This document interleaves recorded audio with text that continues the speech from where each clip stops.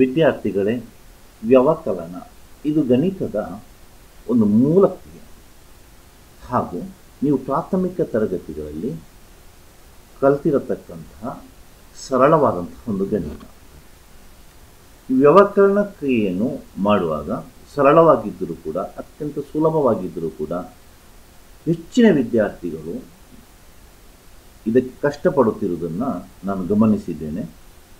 ಆದ್ದರಿಂದ ಒಂದು ಸರಳ ಉದಾಹರಣೆಯ ಮೂಲಕ, ಕೆಲವರು ಕ್ಷಣ ಮಾತಲ್ಲಿ ಮಾಡತಕ್ಕಂತಹ ಲೆಕ್ಕ ಇದು, ಒಂದು ಸರಳವಾದಂತಹ ಉದಾಹರಣೆ ಅಂತ ಇಟ್ಕೊಂಡು ಅದನ್ನು ಕಳೆಯುವುದು ಹೇಗೆ, ವ್ಯವಕಲನ ಮಾಡುವುದು ಹೇಗೆ ಎಂಬುದನ್ನು ಈ ವಿಡಿಯೋದಲ್ಲಿ ವಿವರಿಸಿದ್ದೇನೆ. ಇದು ಗಣಿತವನ್ನು ತುಂಬ ಕಷ್ಟ ಅಂತ ಭಾವಿಸುವಂತಹ ವಿದ್ಯಾರ್ಥಿಗಳಿಗೆ ಅನುಕೂಲ ಆಗ್ಬೋದು ಅನ್ನೋದು ನನ್ನ ಭಾವನೆ. ಈಗ ಇಲ್ಲಿ ಇರತಕ್ಕಂತಹ ಲೆಕ್ಕ 234. 234ರಿಂದ 68 ಕಳಿಬೇಕು. ಈಗ ನಾನು ಅದನ್ನು ಬಹಳ ಮೂಲದಲ್ಲೇ ಹೇಗೆ ಕಲಿಬೋದು ಅನ್ನೋ ದೃಷ್ಟಿಯಿಂದ ಒಂದು ಕೋಷ್ಟಕವನ್ನು ಹಾಕ್ತಾ ಇದ್ದೀನಿ. ಈ ಕೋಷ್ಟಕವು ಸ್ಥಾನ ಬೆಲೆಗಳನ್ನು ಸೂಚಿಸ್ತದೆ. ಬಿಡಿ 10 ಮತ್ತು 100 ಅಂದರೆ ಯೂನಿಟ್, ಟೆನ್ಸ್ ಆ್ಯಂಡ್ ಹಂಡ್ರೆಡ್ಸ್ ಅಂತ. ಈಗ ನಾನು 234 ಆ ಕೋಷ್ಟಕದಲ್ಲಿ ಬರೀತೀನಿ. ಬರೆಯುವಾಗ ನಾನೊಂದು ಏನು ಮಾಡಿದ್ದೀನಿ ಅಂದರೆ ಚುಕ್ಕಿಗಳನ್ನು ಹಾಕಿದ್ದೀನಿ. 4 ಅಂಕಿಯ ಮುಂದೆ 4 ಚುಕ್ಕಿ ಹಳದಿ ಬಣ್ಣದಲ್ಲಿ, ಅದು ಯೂನಿಟ್ ಪ್ಲೇಸನ್ನು ಸೂಚಿಸ್ತದೆ. 3 ಅಂಕಿಯ ಮುಂದೆ 3 ಚುಕ್ಕಿಗಳು 10ರ ಸ್ಥಾನವನ್ನು ಸೂಚಿಸ್ತದೆ. 2 ಅಂಕಿಗಳ ಮುಂದೆ 2 ಚುಕ್ಕಿಗಳು ಅದು ಹಸಿರು ಬಣ್ಣದಲ್ಲಿದೆ, 3ರ ಸ್ಥಾನವನ್ನು ಸೂಚಿಸ್ತದೆ. ಇನ್ನು 68 ನಾವು ಬರೆಯೋಣ. 68 ಬರೆದಾಗ 6ರ ಮುಂದೆ ನೀಲ ಬಣ್ಣದ 6 ಚುಕ್ಕಿಗಳು, 8ರ ಮುಂದೆ ಹಳದಿ ಬಣ್ಣದ 8 ಚುಕ್ಕಿಗಳಿವೆ. ಈ ಚುಕ್ಕಿಗಳು ನಮಗೆ ಅಂಕಿಯ ಬೆಲೆಯನ್ನು ಸೂಚಿಸ್ತದೆ. ಈಗ ನಾವು ಕಳೆಯುವಾಗ 4ರಿಂದ 8 ಕಳೆಯಬೇಕು. 4 ಚುಕ್ಕಿಗಳಿವೆ, ಹೇಗೆ 8 ಚುಕ್ಕಿಗಳನ್ನು ಕಳೆಯೋದು? ಆಗಲ್ಲ. ಆಗ ನಮ್ಮ ಕ್ರಮ ಏನಂದರೆ, ನಾವು 10ರ ಸ್ಥಾನದಿಂದ 1 ಅಂಕಿಯನ್ನು ಯೂನಿಟ್ ಪ್ಲೇಸ್ ಅಂದರೆ ಬಿಡಿ ಸ್ಥಾನಕ್ಕೆ ತರಬೇಕು. ಇಲ್ಲಿ 3 ಇದೆ 10ರ ಸ್ಥಾನದಲ್ಲಿ. 3 ಚುಕ್ಕಿಗಳಿಂದ 1 ಚುಕ್ಕಿಯನ್ನು ಬಿಡಿ ಸ್ಥಾನಕ್ಕೆ ನಾವು ಎರವಲು ಪಡಿತೀವಿ. ನಾವು ಗಮನಿಸ್ತಾ ಇರಿ, ನೋಡಿ 1 ಚುಕ್ಕಿ ಇಲ್ಲಿ ಬಂತು. ಆಗ ಇಲ್ಲಿ 3 ಇದ್ದದ್ದು 2 ಆಗಿ ಬದಲಾಯಿತು.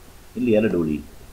ಇಲ್ಲಿ 14 ಆಯಿತು. 14ರಲ್ಲಿ 10 ಅಂತ 1 ಚುಕ್ಕಿ ನೀಲಿ ಬಣ್ಣದಲ್ಲಿದೆ. ಅದನ್ನು ನಾವೀಗ ಬಿಡಿಯಾಗಿ ಬದಲಾಯಿಸಬೇಕು. ಅಂದರೆ 10 ಬಿಡಿಗಳಾದವು.